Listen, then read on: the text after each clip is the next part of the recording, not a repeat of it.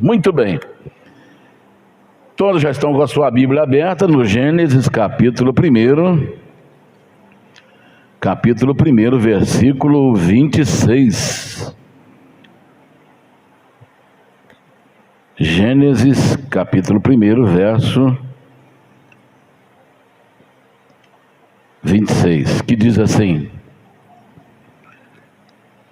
E disse Deus: façamos o homem à nossa imagem, conforme a nossa semelhança, e domine sobre os peixes do mar, sobre as aves dos céus, e sobre o gado, e sobre toda a terra, e sobre todo réptil que se move sobre a terra. E o versículo 27 diz assim: E criou Deus o homem à sua imagem, a imagem de Deus o criou, macho e fêmea os criou. Glória a Deus. Feche os seus olhos, vamos fazer uma oração pedindo a Deus que nos abençoe nesta manhã, que fale o nosso coração, nos dá graça, em nome de Jesus. Nosso Deus e nosso Pai, te agradecemos, ó Deus, pela oportunidade que nós estamos tendo nesta manhã de ceia do Senhor, meu Pai. E eu te peço, nesta manhã, que o Senhor possa abrir as comportas dos céus e derramar bênçãos sem medida sobre todos nós. Abençoa o teu povo, Senhor, nesta manhã. Abençoe este irmão, esta irmã, essa família, esse casal. Abençoa os músicos, cantores, abençoa os diaconatos, abençoa os pastores, seus familiares, abençoa cada irmão que está aqui presente, cada pessoa. O Senhor conhece a necessidade deste irmão, o Senhor conhece a necessidade desta pessoa, desta família, que o Senhor possa tocá-la, que o Senhor possa abençoá-la, que o Senhor possa suprir as nossas necessidades, que o Senhor possa também abençoar aqueles que estarão nos assistindo pela rede social, abençoar os seus lares, abençoar seus familiares, suprirem suas necessidades, curando, libertando, salvando, transformando. Abençoe a todos, meu Pai, eu te peço, fale conosco, não nos deixe desviar nem para a direita, nem para a esquerda. Coloque, Senhor, as tuas palavras na minha boca, Senhor, e me dá graça, me dá, Senhor, orientação, iluminação, inspiração do Espírito Santo. Em nome do Senhor Jesus eu te peço, nos abençoe nesta manhã, hoje e para todo sempre. Amém e amém, Jesus. Graças a Deus, os irmãos, por gentileza, podem se assentar. Glória a Deus. Muito bem. Daqui a pouco nós vamos estar participando da ceia do Senhor, mas antes nós vamos meditar na palavra do nosso Deus. E o assunto que eu gostaria de tratar hoje, como tema, é as 3 classes de pessoas, ou os 3 grupos de pessoas no mundo. Porque tudo o que está acontecendo hoje tem a sua origem nessas 3 classes. Tudo que você vê, de bom, de ruim, de certo, de errado, tudo ele tem a sua base numa dessas 3 classes, ou 3 grupos, como queiram. Então esse é o assunto que eu gostaria de tratar hoje, antes de participarmos da ceia junto com os irmãos. Mas em primeiro lugar, é importante nós sabermos o propósito de Deus na criação do homem. Por que Deus criou o homem? E nós lemos aqui no Gênesis, que é o livro do começo, Gênesis 1, 26, e disse Deus: façamos o homem Aqui nós estamos vendo o plural, façamos. Está se referindo ao Pai, ao Filho, ao Espírito Santo, à Trindade. Façamos o homem à nossa imagem, conforme a nossa semelhança. Então, esse era o propósito de Deus ao criar o homem: fazer alguém, criar um ser que fosse a sua imagem e semelhança. Isso não quer dizer que Deus tem pernas como nós, tem braços como nós, tem cabeça como nós, porque a Bíblia diz que Deus é espírito. Mas quando nós lemos na Bíblia, para que nós possamos ter a ideia de um Deus criador, de um Deus maravilhoso, amoroso, extraordinário, a Bíblia diz que Deus tem coração, a Bíblia diz que Deus tem mãos, tem braços, a Bíblia diz que Deus tem olhos, a Bíblia diz que Deus tem ouvidos. Mas não é essa imagem e semelhança física que Deus colocou em nós. Essa imagem e semelhança, Deus tinha no seu propósito que esse ser chamado homem, que é o único gênero que existe, é o gênero humano. Não existe outro gênero. Outros gêneros são ideologias. Mas a Bíblia diz que só existe um gênero, é o gênero humano. Esse ser que Deus criou,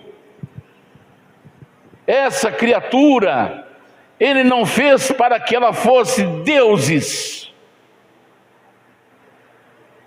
ou fosse criada para ser um Deus que concorresse com Deus, que fosse um adversário de Deus, que fosse um concorrente de Deus, como hoje nós estamos vendo na nossa sociedade, em várias partes do mundo, nos laboratórios desta vida que está aí, nos laboratórios desse mundo que está aí. Homem, cientista, querendo passar-se por Deus.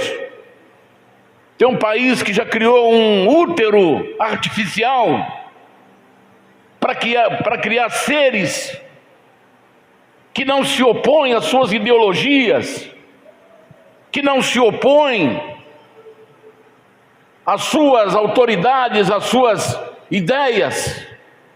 Então vamos criar um ser em laboratório, e muitos desses laboratórios que existem espalhados pelo mundo, ao misturar os genes de humanos com outros seres, talvez até irracional, criaram monstros. A sociedade não toma conhecimento disso porque isso é tudo oculto. Mas esse país fez questão de mostrar que eles criaram um útero artificial para fazer humanos que sejam como robôs.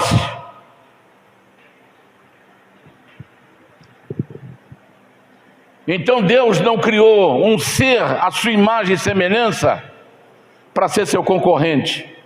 O homem precisa nunca esquecer que ele é barro com sopro divino. Barro com sopro divino. Ele nunca vai chegar a ser Deus. Ele é uma criatura. Ele é uma criatura de Deus.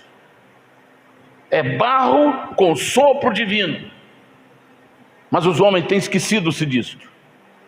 E Deus disse para Adão: lembra-te que tu és pó e em pó te tornarás. Mas os homens se esqueceram disso, e muitos estão querendo ser deuses, ou se passarem por deuses,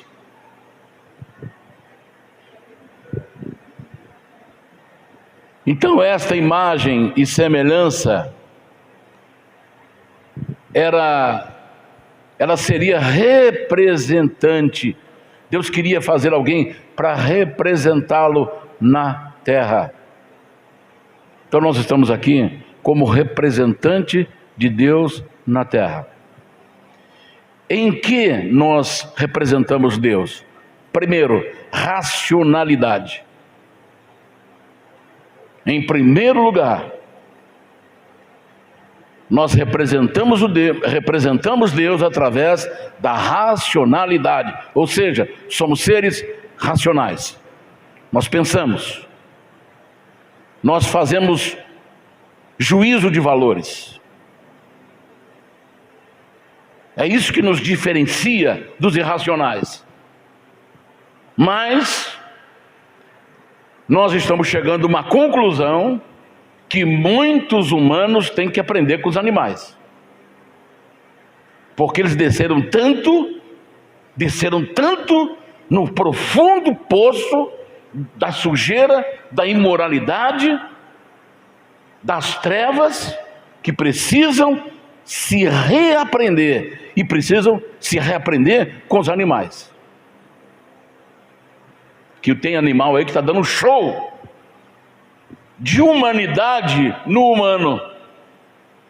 Parece até incrível, mas é a realidade. Então, em primeiro lugar, essa representação seria racionalidade. Segundo, criatividade. O homem é criativo.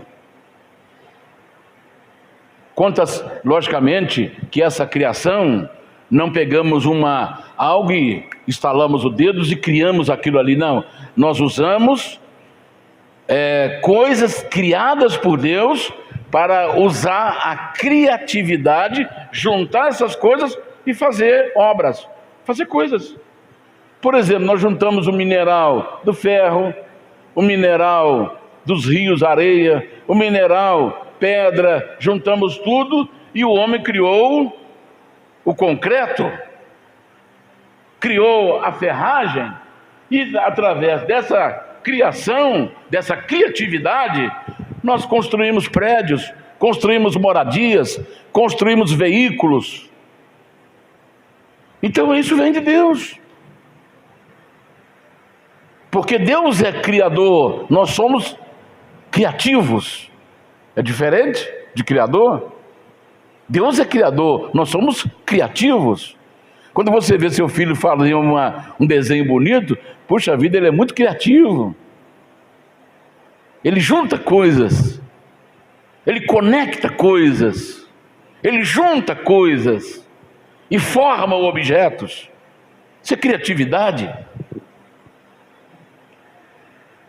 Representamos Deus através da capacidade de comunicação. Comunicação através da linguagem. Deus fala, Deus falou, Deus se comunica. Deus é um ser social.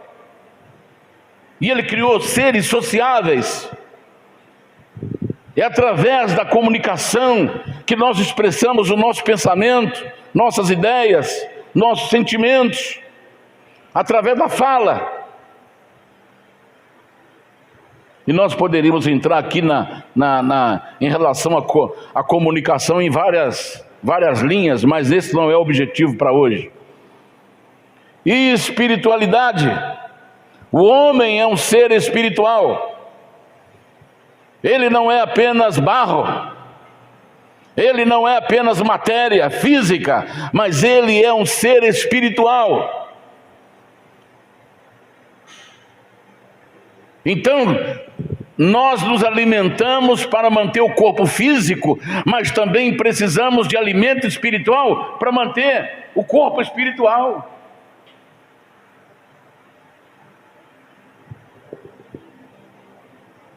Capacidade de governar. Representamos Deus pela capacidade de governar, de administrar.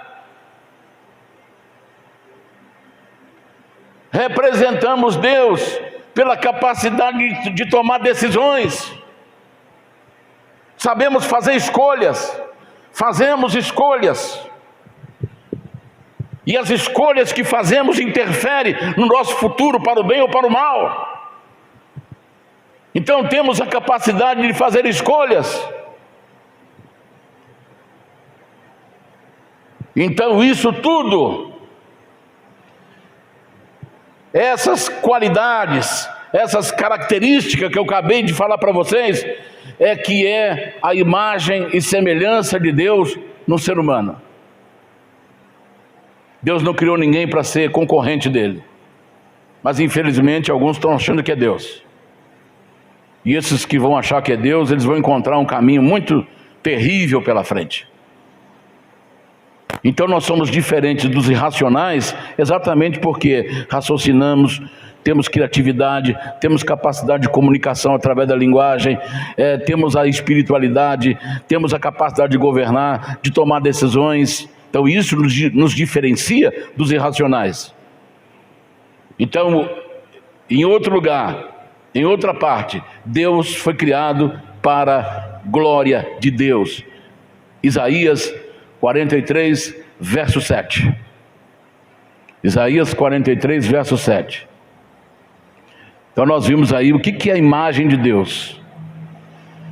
Homem, lembra-te que tu és pó, e em pó te tornarás. Te tornarás. Tu és barro, com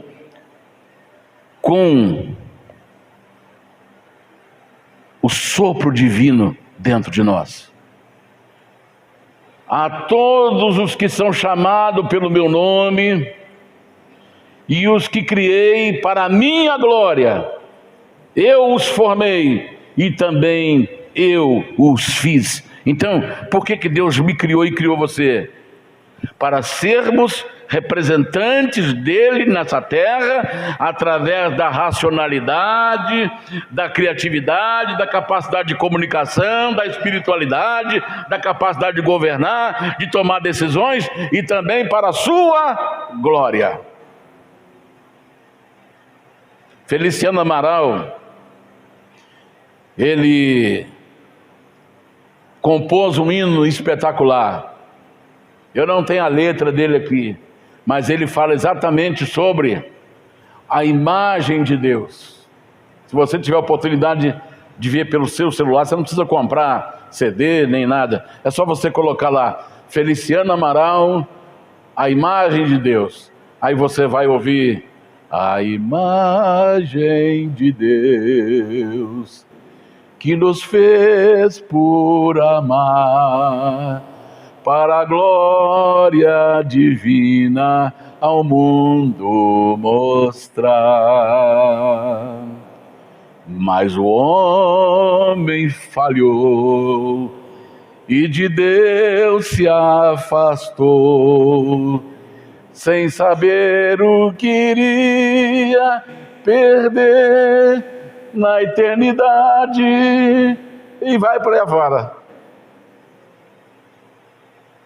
Ele fala exatamente que o homem foi criado para a sua imagem e semelhança, mas o homem perdeu e não sabia o que iria acontecer com ele depois da perda. Da perda. Então nós vemos aqui o propósito de Deus na criação do ser humano.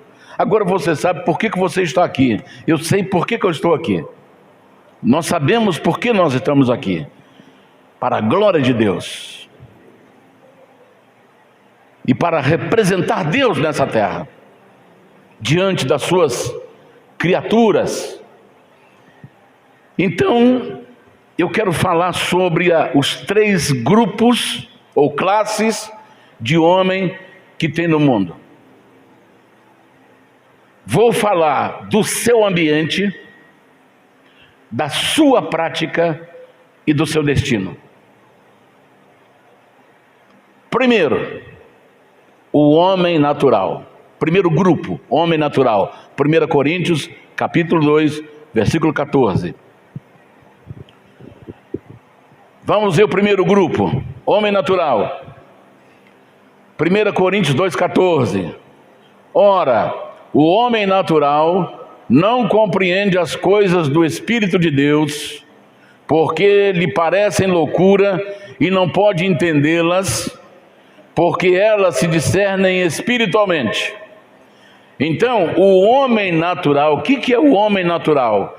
É o homem que nasceu, vive para comer e para beber em cima dessa terra. Então ele não crê em Deus e muito menos entende a natureza de Deus, entende a criação de Deus. Esse é o homem natural, que ele só pensa no material, ele só pensa neste mundo, ele pensa só em si próprio. Então, esse homem não consegue entender as coisas de Deus e nem os seus caminhos.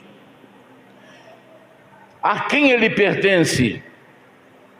Ele pertence ao mundo e está em harmonia com ele. Quando se fala mundo, se fala em sistema, se fala em padrão, se fala em comportamento. Tiago capítulo 4, versículo 4, diz que a pessoa que é amigo de Deus, amigo do mundo, se torna inimigo de Deus. Então o homem natural, ele é, por natureza, inimigo de Deus. Adúlteros e adúlteras, não sabeis vós que a amizade do mundo é inimizade contra Deus? Acho que é só esse aí no versículo, não tem mais? Portanto, qualquer que quiser ser amigo do mundo, constitui-se inimigo de Deus. Então o homem natural, ele é amigo do mundo e inimigo de Deus. Esse primeiro grupo. E ele está sob domínio de Satanás. 1 João 5,19. 1 João 5,19. O mundo inteiro jaz no maligno. Como que esse homem é governado? Ele é governado pelo seu próprio instinto natural. Não há lugar para Deus em sua vida. Ele é vazio espiritual. Ele nada tem sentido. Para ele nada tem sentido, nem Deus, nem a natureza. Suas ações, 1 Coríntios 5,19. 1 Coríntios 5,19. Estamos falando do grupo do homem natural. 1 Coríntios 5,19. Primeira. Não, então vê o segundo para mim, por gente, desculpe então, acho que eu coloquei errado aqui. 1 Coríntios 5,19.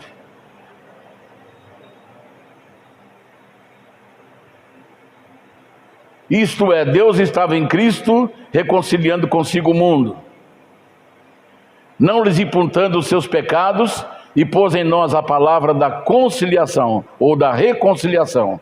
Então, nós estamos vendo aqui que Deus, através de Jesus, estava reconciliando o homem com Deus. O homem com Deus. Então, quais as ações deste homem? Vamos lá. Se ele não pensa em Deus, não crê em Deus, muito menos ele vai pensar em natureza criada por Deus. Então, o que esse homem faz na prática? Ele mata o elefante pelo marfim. Ele mata o elefante pelo marfim. O marfim tem mais valor para o homem natural do que o elefante. Ele mata o jacaré pela bolsa. Há pouco tempo agora, a região do Mato Grosso, que tem muitos milhões de jacaré. O jacaré no Amazonas estava entrando em extinção, porque eles matavam o jacaré para tirar o couro, a carne, e jogavam tudo fora. Você via milhares e milhares de jacaré tudo mortos, com a sua carcaça decompondo, porque eles queriam só a pele, para fazer sapato, para fazer bolsa. E aí teve que haver a proibição, e aí o que eles fizeram? Começaram a criar o jacaré em cativeiro. E aí explodiu novamente a criação, o aumento de números, e aí saiu da extinção. Mas quase que o jacaré ficou extinto no Amazonas. Por quê? Porque o homem matava o jacaré pela bolsa. Eles matam os tubarões pelas barbatanas. Olha, essa imagem, ela é muito triste, mas eu vou tentar depois de pôr essa imagem no vídeo para vocês. Vou tentar fazer isso aí, nós vamos tentar fazer. Essa imagem é muito triste. Eles pegam o tubarão, cortam as 3 barbatanas, as barbatanas laterais e a de cima, cortam as 3 e jogam na água. Ele fica lá se debatendo, ele fica se debatendo, ele não consegue, ele vai afundando. A imagem é muito triste. O sangue vai chamando outros predadores, e ele vai afundando, ele vai tentando nadar, e ele vai afundando, e lá no fundo do mar ele fica se debatendo. Ele corta, eles pegam o tubarão, colocam no barco, tira as 2 barbatanas lateral, a de cima, e joga na água outra vez. Esse é o ser humano natural. A imagem é muito triste, mas esse é o homem natural. Ele mata o tubarão pelas barbatanas. Ele corta uma árvore de 500 anos para fazer uma mesa.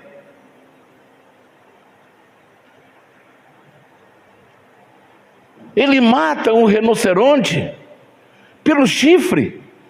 O rinoceronte, ele pesa quase 4 toneladas. É um animal extraordinário. Parece um animal pré-histórico. Mas ele mata ele por causa de um chifrezinho desse tamanho.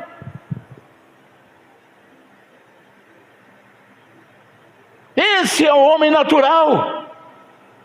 Se Deus não faz parte da vida dele, a natureza não tem sentido de existir para esse homem, para esse ser.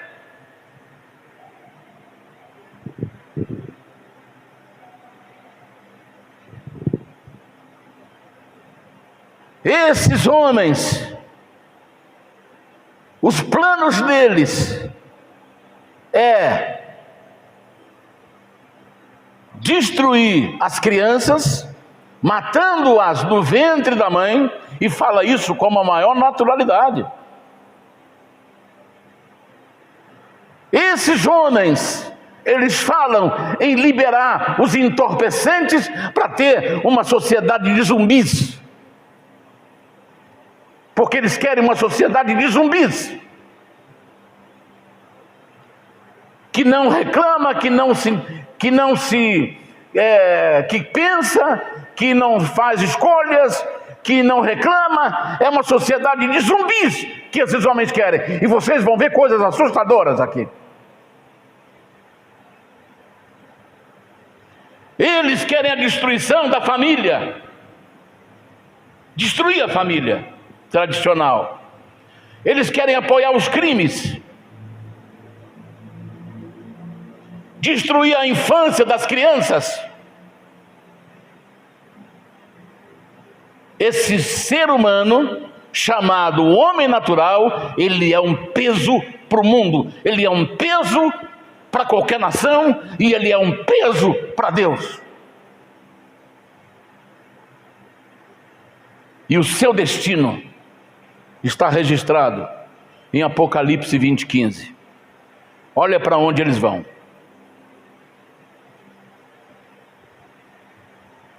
Aquele que não foi achado escrito no livro da vida foi lançado no lago de fogo.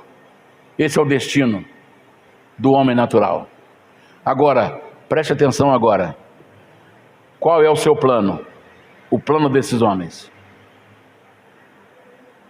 Existem no mundo, 193 países reconhecidos internacionalmente.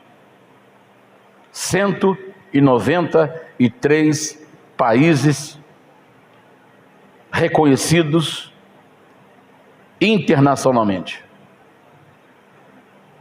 E esses homens natural têm um grupo elitizado que são bilionários, são chamados de bilionários.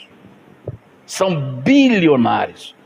Então, qual é o plano deles?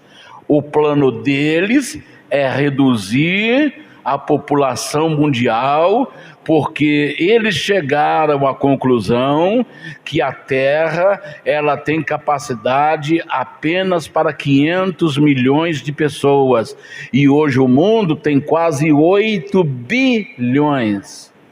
Então, para que eles possam, esses 500 milhões bilionários, ter uma vida luxuosa, confortável, eles precisam só de 500 milhões de pessoas no mundo.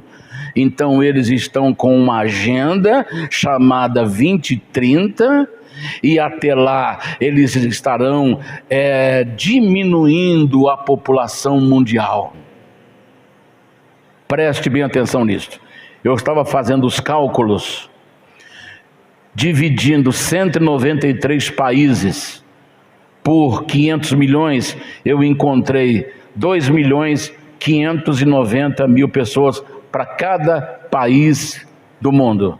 Já imaginou o Brasil com essa riqueza toda, com 2 milhões, vamos colocar 3 milhões de pessoas habitando aqui, nesse mundão de bilhões de quilômetros quadrados? Essa é a ideia. Essa é a ideia do homem natural. Ele quer destruir tudo para ficar sozinho no mundo, para eles ficarem lá visitando a Suíça, visitando a Bélgica, visitando a Inglaterra, visitando a China, visitando a Coreia, visitando o Japão, e tudo com jatinho, e não vão ouvir clamor de pobre, clamor de famintos, não vão ouvir clamor de doentes. É isso que é a ideia dos homens naturais, desse grupo de homens natural. O objetivo deles é juntar os bilionários e reduzir a população no planeta Terra. Agora, eu quero dizer para esses homens que Deus tem já o seu plano, e esses 500 milhões que pensam assim, nesse plano que Deus tem, não tem lugar para eles não. E eu vou mostrar para vocês que não tem lugar para eles. Abra sua Bíblia em Mateus capítulo 5. Se eles estão pensando que eles vão ficar sozinhos aqui, os 500 milhões neste planeta, confortavelmente andando nos seus jatinhos e comendo do bom e do melhor e se confraternizando em toda a face do mundo, eles estão enganados. Eu vou até usar uma expressão aqui, olha, pode vocês tirar o cavalinho da chuva de vocês, porque Deus já tem um plano e esse plano não inclui vocês. Então vamos lá, Mateus 5, versículo 2. E abrindo a boca os ensinava, dizendo: bem-aventurados os pobres de espírito, porque deles é o reino dos céus. Tem lugar aqui para esses bilionários? Tem lugar para esses homens que estão contra Deus? Bem-aventurados os pobres de espírito, porque deles é o reino dos céus. Bem-aventurados que choram, porque eles serão consolados. Bem-aventurados os mansos, porque eles herdarão a terra. Bem-aventurados que têm fome e sede de justiça, porque eles serão fartos. Bem-aventurados os misericordiosos, porque eles alcançarão misericórdia. Bem-aventurados os limpos de coração, porque eles verão a Deus. Bem-aventurados os pacificadores, porque eles serão chamados filhos de Deus. Bem-aventurados os que sofrem perseguição por causa da justiça, porque deles é o reino dos céus. Bem-aventurados sois vós, quando vos injuriarem e vos perseguirem, e mentindo disserem todo mal contra vós por minha causa. Exultai-vos e alegrai-vos, porque é grande o vosso galardão nos céus, porque assim perseguiram os profetas que foram antes de vós. Eu pergunto para você que é inteligente: tem algum espaço aqui para os homens naturais que não creem em Deus, não obedecem a Deus, não tem respeito com a vida, não tem respeito por ninguém? É um peso no planeta, é um peso para a nação. Então você, homem natural, que não crê em Deus, não crê em Deus, não obedece a Deus, tire o seu cavalinho da chuva, porque no plano de Deus, o Deus já estabeleceu o seu plano, e os que vão entrar e viver no novo céu e na nova terra, não tem lugar para vocês, a não ser que vocês se arrependam dos seus pecados e aceite Jesus como seu Senhor e Salvador. Fora disso, o que te espera é lago de fogo que arde com fogo e enxofre.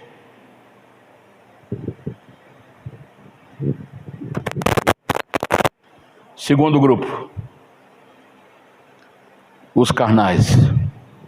Tiago, capítulo 4, de 1 ao 4. Segundo grupo, os carnais. De onde vêm as guerras e pelejas entre vós? Porventura não vem disto, a saber, dos vossos deleites, que nos vossos membros guerreiam? Cobiçais e nada tendes, matais e sois invejosos e nada podeis alcançar. Combateis e guerreais e nada tendes, porque não pedis. Pedis e não recebeis, porque pedis mal, para o gastardes em vossos deleites. Adúlteros e adúlteras, não sabeis vós que a amizade do mundo é inimizade contra Deus? Portanto, qualquer que quiser ser amigo do mundo, constitui-se inimigo de Deus. Esses são os carnais. Nós vimos que o natural, onde ele vive no mundo, quer dizer, no sistema do mundo, ama o mundo e não pensa em Deus, e não vive para Deus, e não respeita ninguém. Agora, onde vivem os carnais? Quando fala carnal, não está se referindo à nossa estrutura física. O Tiago, ele falou ali, olha, de onde vêm as guerras? Dos vossos instintos, dos vossos desejos, das vossas paixões. Onde vive o homem carnal? Enquanto o homem natural vive segundo o mundo, o homem carnal vive na igreja. 1 Coríntios 3, 1 a 3, ele vive na igreja. Isso é muito importante. Ele vive na igreja, deixa ali. E eu, irmãos, não vos pude a falar como a espirituais, mas como a carnais, como a meninos em Cristo. Com leite vos criei, e não com carne, porque ainda não podeis, e nem tampouco ainda agora podeis. Porque ainda sois carnais, pois havendo entre vós inveja, contendas e dissensões, não sois porventura carnais, e não andais segundo os homens?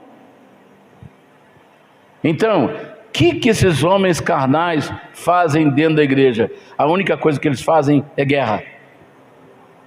A única coisa que eles promovem é escândalo. Escândalo. Toda semana eu tenho que falar para você, porque porque nós temos que ver o cumprimento das Sagradas Escrituras. E quanto mais a gente vê isso, mais a gente percebe que mais perto nós estamos da nossa redenção. Toda semana tem um pastor matando a sua esposa. Toda semana. Você abre lá, você vê lá nos canais, pastor das 23 facadas na sua esposa.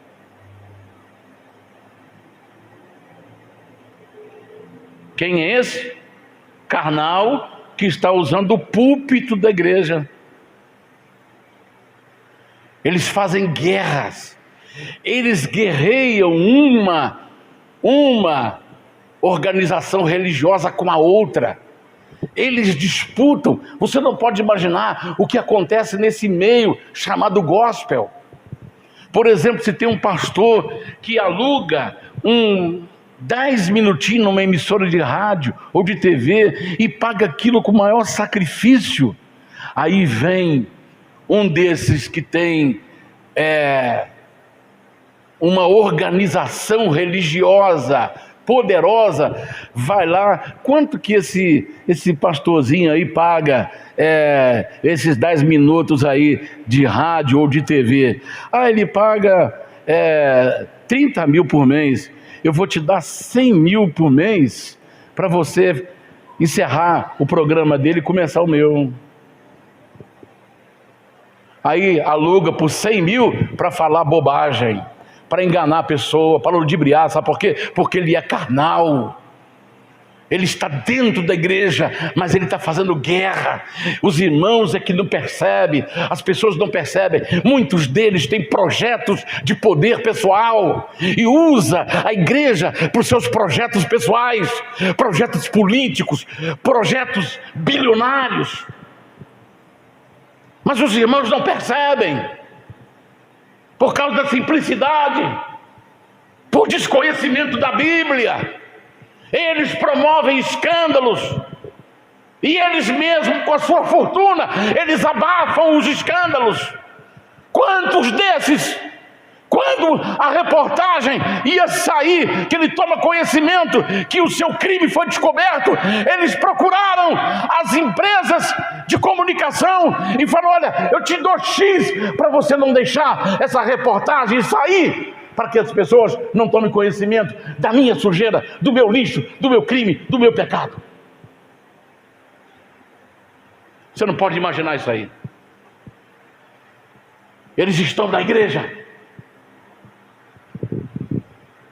O lugarzinho dele é na igreja, mas lá eles procuram fazer guerra, fazer confusão, criar problema, escândalo para o reino de Deus. É uma pedra de tropeço no reino de Deus. É por isso que nós estamos vendo aí tanta bobagem acontecer. E a palavra de Deus tem que se cumprir. Paulo chegou até a dizer assim: olha, o que eu estou vendo, o que eu estou ouvindo da igreja de Corintos, nem entre os ímpios se nomeia tal coisa. Então por que vocês ainda não tomaram providência?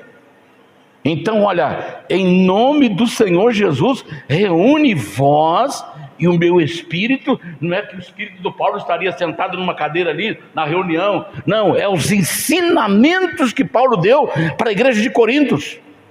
Reúne vós e os meus ensinamentos, as minhas instruções para vocês, e o tal seja banido do vosso meio e seja entregue a Satanás para a destruição da carne. Paulo chega a dizer isto, porque o homem carnal, ele vive no meio do povo de Deus para criar confusão.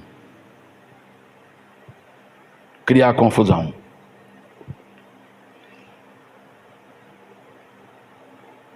Ele, homem carnal, não anda segundo o Espírito de Deus, conforme Gálatas capítulo 5, do 16 ao 21, e Romanos 6, 12 ao 14, E 1 Coríntios, capítulo 11, 28 a 32. Então, olha,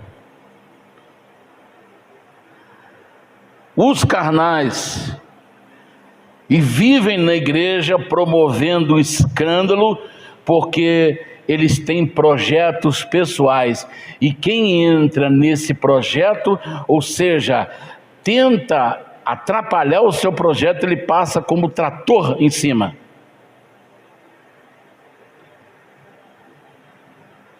E esses carnais estão em sintonia com os homens naturais. Eles estão fazendo acordos espúrios com os homens que estão condenados ao lago de fogo, estão fazendo pactos e alianças espúrias, mas usando quem? A igreja do Senhor. É por isso que você tem que ver onde você põe os seus pés, onde está ensinando e vivendo. Não é só ensinar, não, viver, ensinar e viver o que a palavra de Deus ensina. Agora muitas denominações vão parar de pensar em almas, vão investir milhões, os pastores serão transformados em cabos eleitorais, as suas igrejas virarão comitê eleitoral e os membros virarão distribuidores de folhetos, não de salvação, mas de políticos safados, mentirosos e ladrões. Por causa do seu projeto de poder.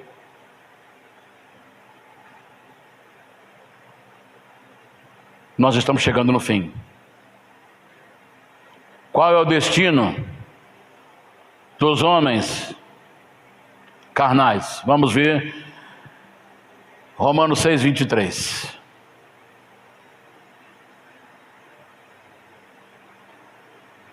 Porque o salário do pecado é a morte, mas o dom gratuito de Deus é a vida eterna por Cristo Jesus, o nosso Senhor. Então qual é o destino do homem carnal? Se ele não se arrepender, não se converter. Deus está dando a maior oportunidade para ele, porque ele está dentro do ambiente onde ele pode deixar Deus falar com ele. Agora, se ele não aproveitar essa chance, o salário que ele vai receber é a morte. O último grupo, o homem espiritual. O homem espiritual. Onde vive o homem espiritual? Na igreja. Hebreus capítulo 10, verso 25 diz assim: não deixando a nossa congregação, como é costume de alguns, antes admoestando uns aos outros, muito mais sabendo que o tempo se abrevia ou o tempo está próximo. Ele está falando do arrebatamento da igreja. O homem espiritual, primeiro, ele nasceu de Deus. 1 João 5,18. Parte A do versículo. O homem espiritual nasceu de Deus. Sabemos que todo aquele que é nascido de Deus, então, o homem espiritual é aquele que nasceu de Deus. O homem espiritual, ele vence o mundo. 1 João 5,4. Porque todo que é nascido de Deus vence o mundo. E esta é a vitória que vence o mundo, a nossa fé. Então o homem espiritual, ele nasceu de Deus. Ele nasceu de Deus. Ele conserva-se a si mesmo. 1 João 5,18, parte B. Mas o que é de Deus, mas o que de Deus é gerado, conserva-se a si mesmo, e o maligno não lhe toca. Então o homem que é nascido de Deus, o homem que é espiritual, ele foge do pecado. Ele não vive na prática do pecado. Ele vence o mundo, ele se afasta do pecado, e o maligno não lhe toca, porque ele se afasta do pecado, parte B do versículo 18, e o maligno não lhe trata ali. Mas o que de Deus é gerado, conserva-se a si mesmo, e o maligno não lhe toca.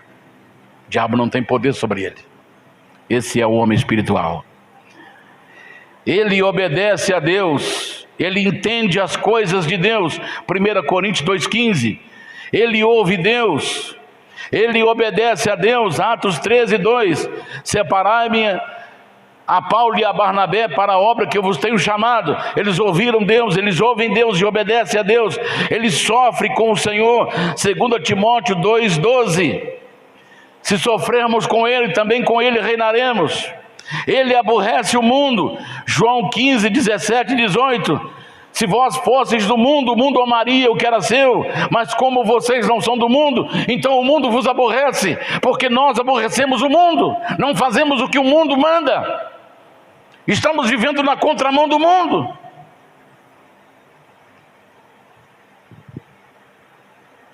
E o seu destino, Apocalipse 21:27. Apocalipse 21:27 é o destino dos homens espirituais. E não entrará nela coisa alguma que contamine e cometa abominação e mentira, mas só os que estão escritos no livro da vida do Cordeiro. Porque o homem que nasceu de Deus, ele se tornou filho de Deus, porque ele creu no seu nome. Ele creu no seu nome. E o homem espiritual é os que vão habitar a terra. E eu quero mostrar para vocês, já encerrando, indo para os finalmente. Pastor, como é que eu faço para manter a minha vida espiritual e saber que eu estou no grupo certo, que eu pertenço ao grupo certo? Qual é o grupo certo? Os que são espirituais. Vamos falar juntos?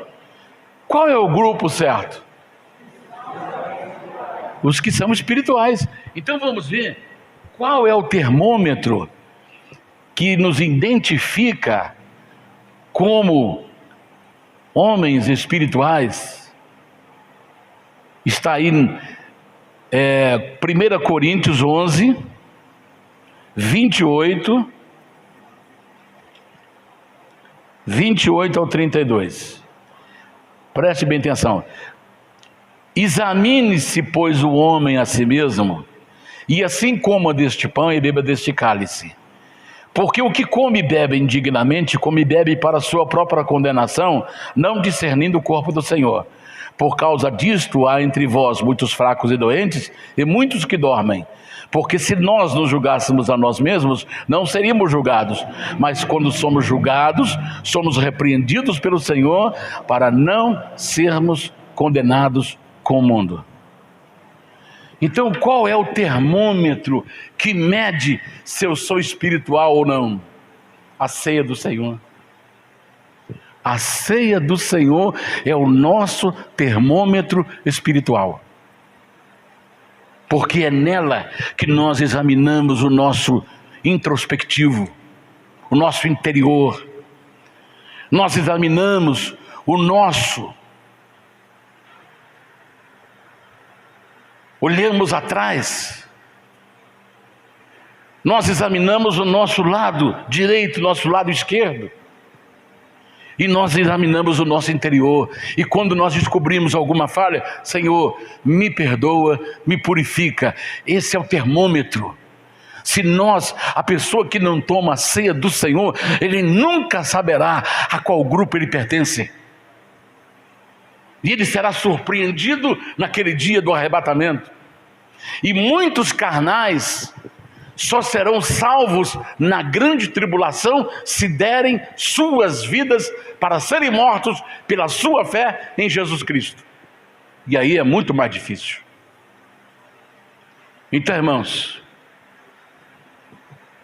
as três classes de pessoas, as três classes que vivem na terra, mas que tem apenas uma classe que vai possuir a terra, e não são os 500 milhões que estão tentando reduzir a população na terra para ficar no bem bom aqui. Eles estão super enganados com isso.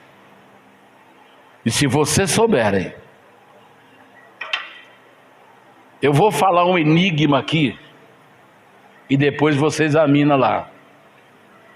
Se você tiver sentindo-se desidratado, você procura o doutor, deixa eu ver se eu lembro o nome dele aqui agora. Doutor Jorge, e ele vai recomendar para você que você tome soro. Tá bom? Fica esse enigma para você decifrar na sua casa. Se você estiver desidratado, procure o Dr. Jorge e ele vai te recomendar: tome soro. Amém?